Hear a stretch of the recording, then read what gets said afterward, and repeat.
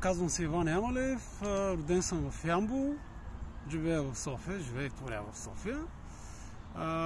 Така, асоциацията ми първата с гробища, разбира се,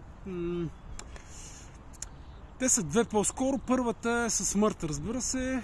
Така, баба ми почина рано, бях 7-ми клас, относително рано.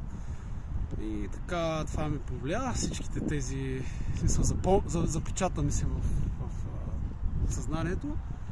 Иначе друг спомен, пак от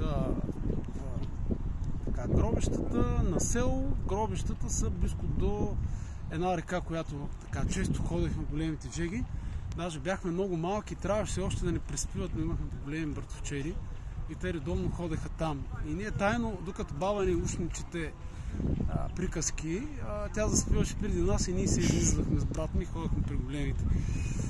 Така, в тая река. И минавахме покрай гробищата, които са, разбира се, на върха на хълма, реката е долу в дерето. И така сме се закачали, понеже така сме се гонали в това гробище, докато преминаваме. И това е така момент, нали, който е контраст с първия, нали, смърт и някаква игра между паметни плочи, въобще гробовете. Това е общо взето, което се сещам за гробищата.